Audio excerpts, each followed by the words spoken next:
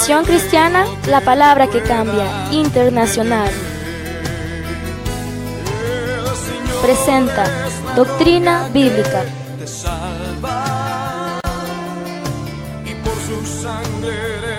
Con nuestro pastor general Wilber Rodríguez.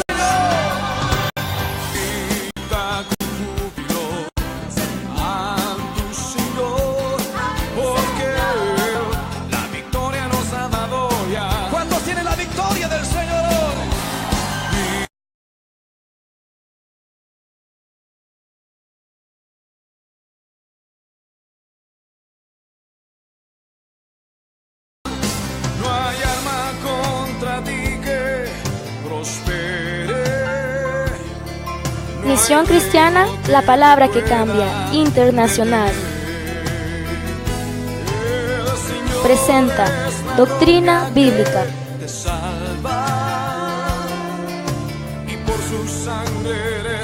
Con nuestro pastor general Wilber Rodríguez.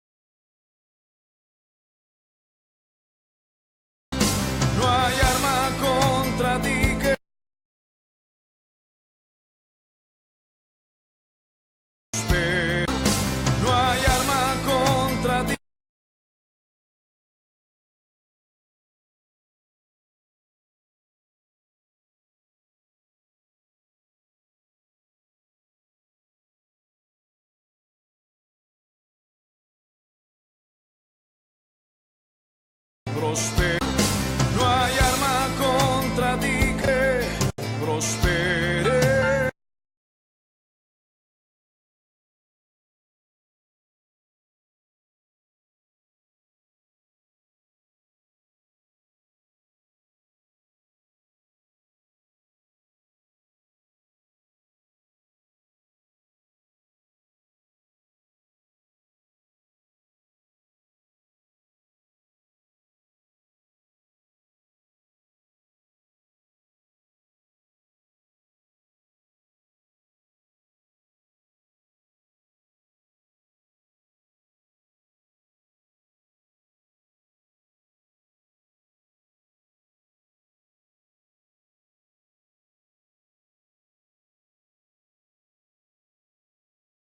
Les dieron vestiduras blancas y se les dijo que descansasen todavía un poco de tiempo hasta que se completara el número de sus consiervos y sus hermanos, que también habrían de ser muertos como ellos.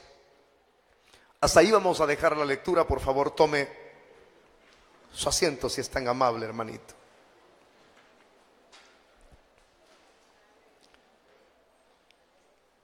Al comenzar el análisis de este quinto sello, yo lo tomo como un pasaje bastante importante, tanto, es decir, los 3 versículos que hemos compartido.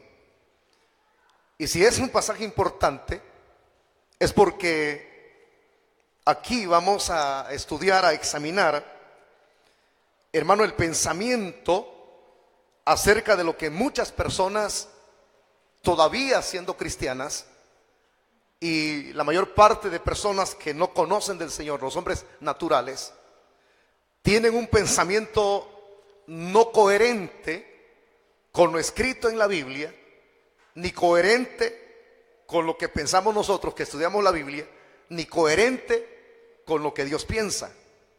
Hay una expresión en la Biblia, y es la más adecuada, la más apropiada. Reza así: mis pensamientos no son vuestros pensamientos, y mis caminos no son vuestros caminos. Por ejemplo, estuve leyendo acerca de un escritor, y escribí esta frase. Dice: cuando Dios creó al hombre a su imagen y semejanza, por lo que Dios hizo con el hombre le devolvió el favor a Dios. Si usted, hermano, chequea chequea y prestó atención con lo que yo dije, allí hay un pensamiento incoherente. Eso no concuerda con la revelación de la Biblia. ¿Quién lo dijo? Fue un escritor que no tiene a Cristo en su corazón. Cuando Dios creó al hombre a su imagen y semejanza, porque Dios lo hizo, ¿verdad? Así lo dice Génesis. El hombre le devolvió el favor a Dios. Incoherente. Y hay otro escritor que escribió estas frases. Este autor es un autor inglés, D.H. Lawrence. Dice: Dios solo es una gran experiencia de la imaginación. Es otra frase incoherente. ¿Será que Dios es otra frase más de la imaginación? No, hermano. Dios existe. Dios está vivo. Dios es real. ¿Qué dice la Biblia? Los cielos cuentan la gloria de Dios y el firmamento anuncia las obras de sus manos. ¿Cuánto dan gloria a Dios en esta noche?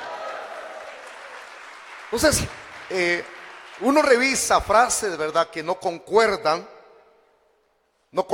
con esta revelación. Y ahí entonces lo interesante del por qué tenemos que estudiar este quinto sello, por qué hay que analizarlo, por qué hay que inquirir en él. Y por eso le decía, es un pasaje importante. ¿Por qué? Porque aquí vamos a observar que hay un pensamiento que pulula, un pensamiento filosófico. Y de hecho, una parte de ese pensamiento contiene verdad. Pero siempre le he enseñado a usted aquí, cuando algo se enseña, no de manera completa, a eso se le llama una media verdad. Y fíjese, hermano, que una media verdad es más dañino para una persona, porque lo deja con dudas, lo deja con incertidumbre. O sea que eso no aporta en nada. Pero cuando a una persona se le enseña la verdad completa, sucede lo que dice la Biblia, que hay un efecto al dar toda la verdad. ¿Cuál es ese efecto que produce cuando se enseña toda la verdad y no se deja nada a medias? El efecto que produce es que la verdad, dijo Cristo, nos haría libres.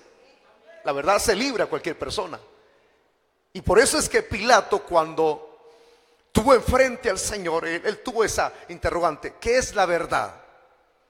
Si la verdad la tenía enfrente. Cristo mismo dijo: yo soy el camino, la verdad y la vida, y nadie viene al Padre si no es por mí. Él es la verdad. Jesucristo es la verdad pura de todas las cosas. Entonces, cuando la verdad se enseña, la persona queda satisfecha. La persona no queda con dudas ni con interrogantes, no queda en la incertidumbre, no queda con vacíos. No queda, sino que queda completo. Entonces hay algo que pulula allá afuera, que algunas de esas frases son verdaderas y son tomadas de la Biblia. Por ejemplo, si leemos Juan capítulo 3, versículo 16, reza así, usted se lo puede de memoria: porque de tal manera amó Dios al mundo, que nos dio a su único Hijo unigénito, único en su estirpe, para que todo aquel que en él cree no se pierda, mas tenga vida eterna. Cuando Juan, el mismo escritor del Evangelio, ese Evangelio que no es sinóptico, escribe en una de sus epístolas más adelante, Juan dice estas expresiones: en esto Dios muestra su amor, que aún siendo pecadores, Cristo murió por nosotros. Unamos entonces los dos textos bíblicos, ¿verdad? La epístola y lo del Evangelio. La frase que quiero unir es esta: amor, amor. 3:16, porque de tal manera amó Dios al mundo, amó Dios al mundo. En esto muestra Dios su amor. Significa entonces que a través de la misma acción que el Señor hizo al mandarnos el grande regalo que vino hace 2000 años, Dios nos estaba demostrando cuánto nos ama, cuánto nos ama. Y ahí se toma la frase Dios es amor, que está escrita en la Biblia, está escrita en la palabra.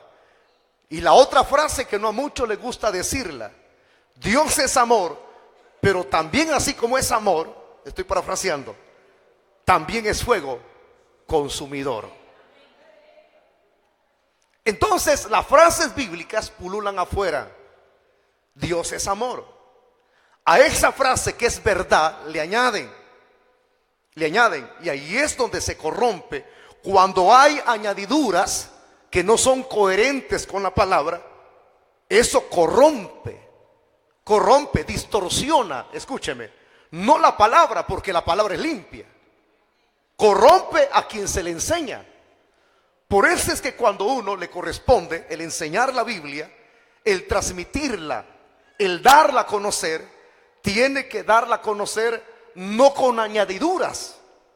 Por eso es que cuando Pablo escribe a Timoteo en una de sus cartas, él le dice que cuando le corresponda, lo voy a parafrasear, enseñar la palabra, no tiene que añadirle fábulas ni leyendas, porque eso es ya como estar distorsionando la palabra, estar, hermano, añadiéndole a lo que no tiene que añadirle. Ya no va la pura verdad. Pero quien hace eso es el hombre. Pero aunque el hombre lo haga, la palabra siempre se mantiene limpia, íntegra. No sé si me explico. Se mantiene íntegra. Entonces, a esto que es la verdad, Dios es amor, le añaden algo que no es coherente con la palabra. Mis pensamientos no son vuestros pensamientos, mis caminos no son vuestros caminos. ¿Qué es lo que el hombre añade? Entonces ellos añaden esto: yo no puedo concebir que Dios sea un Dios vengativo. Y ellos lo saben porque lo han oído o lo han leído. Hay personas, hermanos, que no tienen a Jesús, pero muchos de ellos leen la Biblia. Y por eso es que, hermanos, los que somos líderes, los que funcionamos como líderes, tenemos que estar preparados. Tenemos que leer las escrituras. Usted que es líder de un grupo de crecimiento, no se le pase por alto leer la guía que se le ha dado. Más que estudiar el instructivo, la guía, haga sus propias comparativas con la Biblia. La guía es sustraída de la palabra. Hubo alguien que se me acercó hoy en estos últimos meses, ya que va dando culminación la guía, la cual tenemos, que es la número 20, ¿verdad? Ya el martes, mañana, primero Dios, o el viernes, ya viene la número 21. Entonces, pero en esta hubo alguien que se me acercó y me dice: pastor, ¿por qué la guía vino dedicada a pegarnos en la cara a nosotros? Me dijo.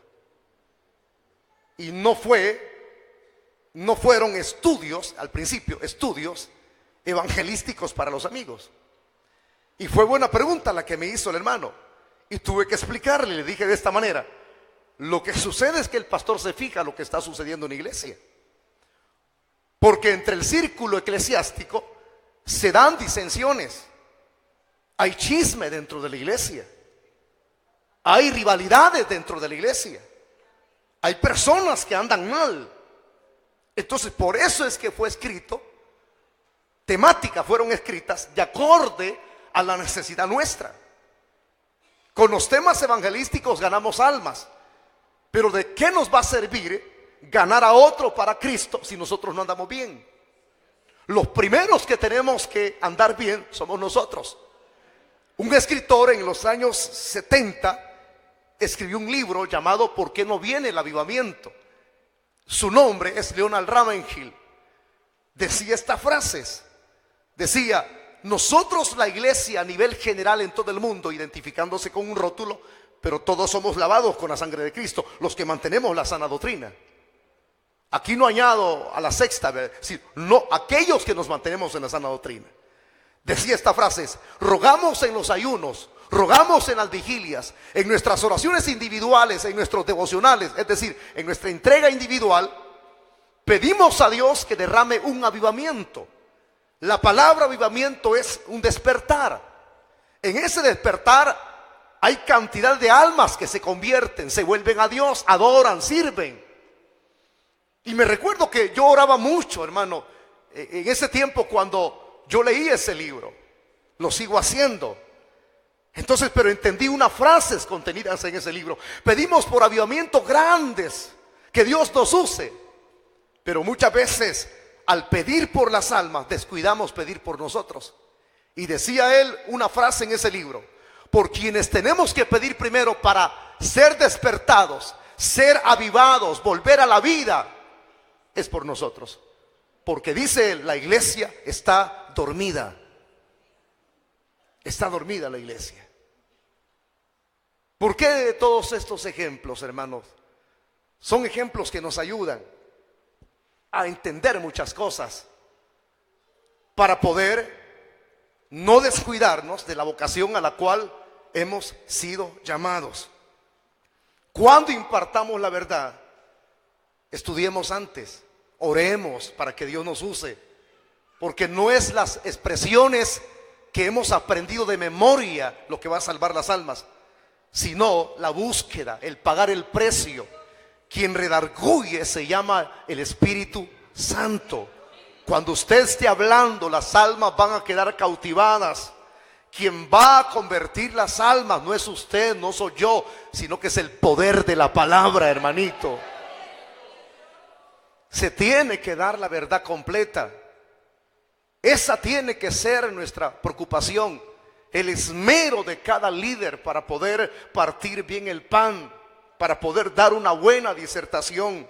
Un pescador cuando va a pescar lleva las herramientas necesarias, los elementos necesarios para pescar. Lleva, hermano, su caña, lleva los gusanos, la carnada, como decimos, lleva buenos anzuelos. Y si él es un practicante y no puede hacerlo y lanza la carnada o el anzuelo donde no tiene que lanzarle, donde no hay pescados, no va a traer nada. Pero cuando lanza la caña, es decir, la pitita de donde lleva el anzuelo, ¿verdad? Y la carnita ahí, el gusanito, ¡pum! Y hay pescados ahí, va a jalar. Así tiene que ser el hombre de Dios quien enseña la palabra. Impartirla de verdad. Los elementos apropiados, búsqueda, lectura de la palabra, ¿verdad? Empeñes en orar. Decía un escritor: una persona que no ora 2 horas no vale un comino. Y uno se queda así y dice: no tengo tiempo, ¿verdad? Pero con lo poco que usted hace, usted ve la mano de Dios moviéndose. Así es que, hermanito, cuando alguien quiere añadir a la verdad, distorsiona, pero la palabra está limpia. Entonces allá pulula esa filosofía. Dios es amor, pero no creo que Dios sea amor, porque Dios es amor, dice, pero si Dios es amor, entonces ¿por qué los creyentes, los cristianos, dicen que Dios es un Dios de venganza? Yo no concibo, dice esa filosofía, que Dios sea un Dios vengativo, porque Dios es amor. Pero la frase que le leí de este autor, ¿verdad? Dios solo es una gran experiencia de la imaginación. ¿Qué no dirán los mundanos? Y hay cristianos que no conciben eso. Y por eso, hermano, en algunos concilios se les enseña hoy a los pastores a no hablar del juicio de Dios, a no hablar del arrepentimiento, a no hablar de la santidad. Son expresiones y enseñanzas doctrinales que las excluyen. No hable de los juicios de Dios, no hable que Dios es un Dios severo, sino que enseñe: Dios es amor. ¿Dónde está la otra que dice: horrenda cosa es caer en las manos de un Dios vivo? No se enseña. Entonces, cristianos y personas naturales no conciben que Dios sea un Dios de venganza. Por eso es que es apropiado examinar la Biblia, porque en este 5.º sello se trata de la venganza de Dios. Y eso es lo que no muchos pueden concebir, la venganza de Dios, ¿sí? Porque si usted observa, ahorita lo vamos a examinar texto por texto. Aquí se hace un clamor por parte de estas personas que están en el cielo, estas almas identificadas aquí por el Señor para vengar la sangre nuestra, y que esa misma oración traiga juicio a la tierra. eso de la venganza de Dios, cuando se escucha Dios es un Dios de venganza, comienzan a oír frases como estas ustedes: ese es incoherente. Dios no es un Dios de venganza, Dios es amor. Inclusive yo he oído personas que dicen que aún esta plegaria escrita en estos versículos y en este quinto sello, el cual vamos a estudiar, dicen, esa es una oración incoherente. Incoherente. Hacer ese tipo de ruego delante de Dios, no lo puedo concebir. Aunque el mundo de hoy no lo conciba, ni la gente que todavía profesa el cristianismo no lo pueda concebir, aún así, Dios es un Dios de venganza. Ahora usted observa que los pensamientos de los hombres chocan, ¿verdad? Muchas veces con las verdades bíblicas, porque sus pensamientos están equivocados y lo pronuncian o lo dicen en cualquier lugar, hermano. Pero como aquí se trata que si vamos a enseñar, enseñemos con la Biblia, en donde se nos muestra que Dios no solamente es un Dios de amor, sino que un Dios de venganza. Qué bueno si alguien pregunta, ¿verdad? Abramos nuestras Biblias y examinemos algunos versículos de las Escrituras. Deuteronomio es el primero, capítulo 32, los versículos, el versículo número 35. Al Antiguo Testamento, vayámonos, hermanitos.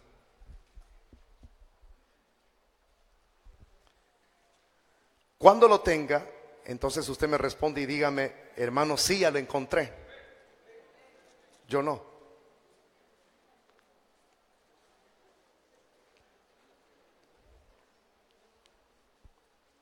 Capítulo 32, versículo 35.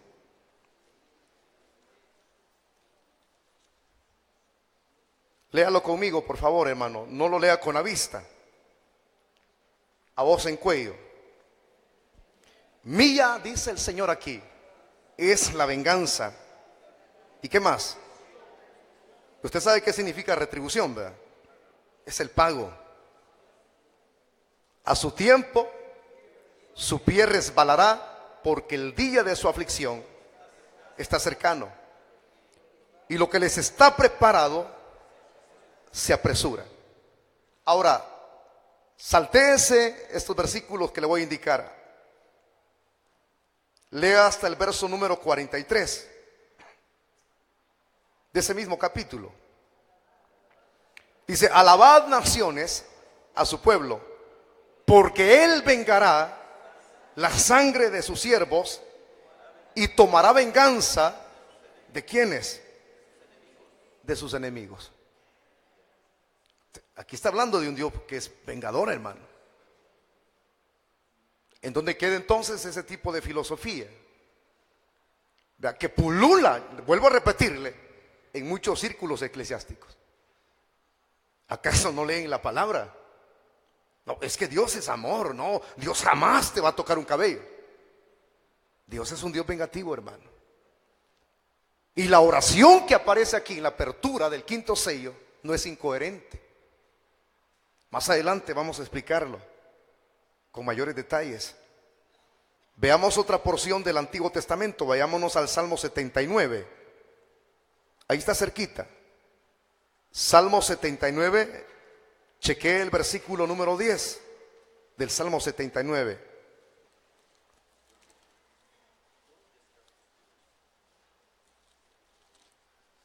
Verso número 10 le dije, ¿verdad, hermano?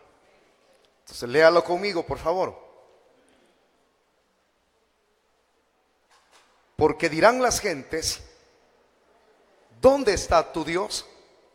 Sea notoria en las gentes, delante de nuestros ojos, la venganza de la sangre de tus siervos que fue derramada. Nuevamente se repite ahí. Dios es un Dios vengativo. Hay una frase que aparece en la Biblia, ¿verdad? Que Dios no pasará por inocente al culpable. Ahora váyase a Miqueas capítulo 5 y lea conmigo el versículo 15 de Miqueas. Dice, y con ira. ¿Qué más dice ahí? Ya no lo he hallado todavía. Entonces haga sus propios apuntes, si no lo he hallado, ¿verdad? Y con ira y con furor haré venganza en las naciones que no obedecieron. Está hablando de Dios ahí, hermano. Con ira. ¿Y qué más? Y con furor haré venganza. Ahora, hay una pregunta de esto que estamos examinando ahorita. ¿Por qué Dios es un Dios de venganza? Tenemos que dar una respuesta. Porque la venganza, la cual se hace notoria aquí cuando Dios acciona, esa venganza, en primer lugar, despliega la gloria de Dios. Esa es la respuesta. En segundo lugar, que no es la única respuesta, la misma venganza de Dios despliega su justicia. Se lo voy a explicar antes de proseguir, hermano. Si la venganza de Dios despliega su gloria, en ella se manifiesta, cuando Dios acciona, se manifiesta quién es Dios. Se manifiesta quién es Dios. Dios es el soberano de los cielos y de todo lo que hay en este planeta. No hay nadie como Él. No hay nadie. Dios es único por excelencia. Su venganza despliega su justicia. ¿Por qué? ¿Quién puede decirle a Dios por qué estás haciendo así conmigo? ¿Por qué estás tratando con Sodoma y Gomorra de esa manera? Porque Dios es un Dios de justicia. Digan gloria a Dios en esta noche. Cuando Dios actúa, lo hace porque Dios es justo. No es incoherente lo que Él está haciendo. Él es justo. Y su venganza despliega entonces justicia, la justicia de Dios. Tercer lugar, la venganza de Dios despliega la santidad de Dios. Porque Dios es un Dios santo. Ahí estamos conociendo entonces quién es ese Dios que actúa en venganza. Estamos conociéndolo. La venganza de Dios despliega todo lo que Dios es. En todo su accionar se denota quién es Dios. En su accionar. Cuando todo esto está desplegado, y es la manera como podemos conocer a Dios, y es la manera como Dios es presentado de manera apropiada, porque aquí lo notamos, Dios aplica su justicia, Dios es santo, Dios es un Dios donde muestra su gloria, es presentado de esa manera apropiada. Y cuando uno presenta a Dios de esta manera, según la Biblia, ¿cómo no estará el justo cuando conoce a Dios de esta manera? Yo lo diría de esta manera así, mi hermano. El justo se alegra en Jehová cuando lo conoce. Porque aquí estamos conociendo al Señor. Pero hay un detalle a considerar, y eso no tenemos que pasarlo por alto. Todos sabemos que hay maldad en este mundo. Hay personas malas, hermano. ¿Cuál tiene que ser nuestro accionar a esas personas malas que en un futuro Dios habrá de, inclusive desde ya está manifestando, despliega su santidad, despliega su justicia? Pero en el futuro, Él también, según lo que vamos a analizar más adelante en el estudio del quinto sello, Dios habrá de accionar con venganza según la petición, como respuesta de los que están clamando en esos versículos que hemos compartido. Pero ¿cuál tiene que ser nuestro proceder en este mismo instante, en nuestro presente, para con esas personas malas? Tiene que haber un equilibrio. Un equilibrio, sí. Porque si Dios es un Dios de venganza y despliega para manifestarse quién es Él, entonces ¿qué debemos de hacer nosotros con ese equilibrio? Con las personas malas, las cuales usted y yo sabemos que son malos, hermano. ¿Cuál tiene que ser nuestro proceder? ¿Ser vengativos? ¿Ser odiosos? Dígalo fuerte conmigo. No, porque hay un equilibrio. para que usted entienda cuál debe de ser ese equilibrio, nosotros debemos de demostrar a las personas malvadas lo que usted tiene en su corazón. ¿Qué es lo que tenemos en nuestro corazón? ¿Qué tenemos aquí en nuestro corazón? Tenemos el amor de Dios. Nadie quien no tenga el amor de Dios no puede amar a otro. Hay una frase que reza en el Decálogo. Hay una frase que reza: amarás a tu Dios con toda tu mente, con todas tus fuerzas y con todo tu corazón. Solo en dos mandamientos se resume los 10. Amarás a tu prójimo como a ti mismo. Le pregunto a usted, ¿quién es su prójimo? Dile que tiene la par. ¿Solo él? ¿Es a él a quien usted tiene que amar? No vayan a malinterpretarme. Usted tiene que amar al borrachito. Usted tiene que amar a la prostituta. Usted tiene que amar al gay. Ay, yo tengo que amar al gay. Puede decir alguien, no yo, ¿verdad? Yo tengo que amar. Pues mañana voy a meterme allí. No malinterprete las cosas. Amar significa mostrar misericordia. Ese es el equilibrio. Dios es un Dios vengativo. Es Él quien acciona en venganza, no yo. Yo tengo el amor de Dios. Y si tengo el amor de Dios, yo tengo que mostrarle a esas personas misericordia, compasión sobre esas personas quienes son malas, quienes están bajo el juicio de Dios. Tengo que demostrarles mi amor.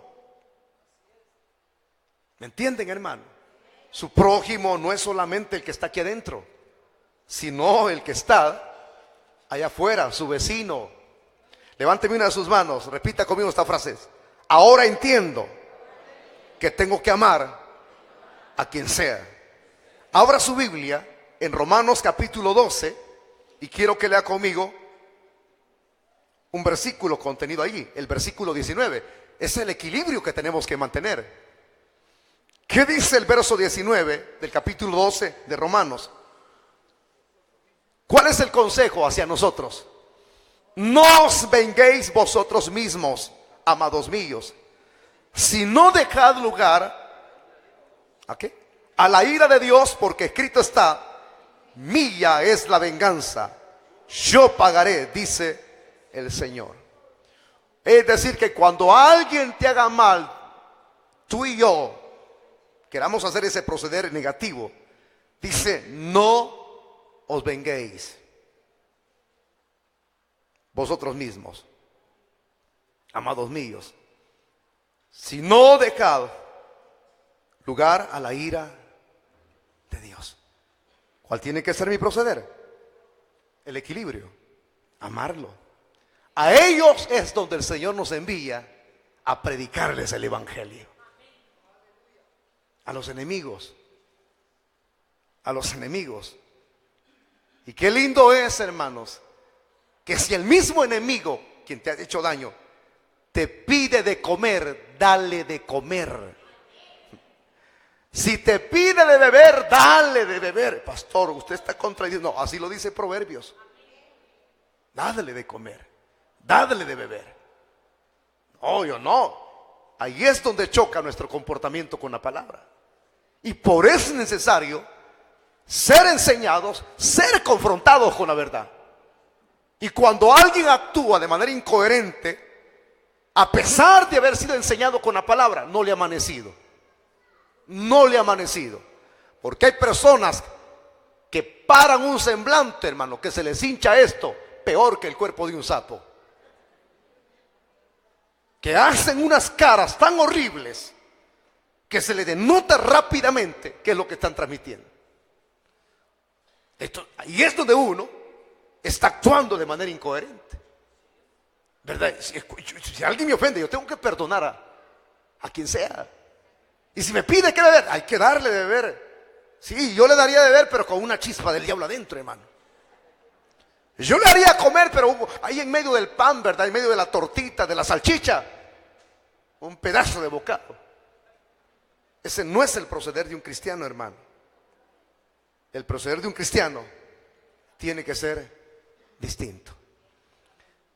Con esto, hermano, vamos a quedarnos hasta aquí. Y la próxima semana vamos a comenzar a estudiar ya en sí lo que son estos versículos. Vamos a orar. Cierre sus ojos, por favor. Incline su rostro.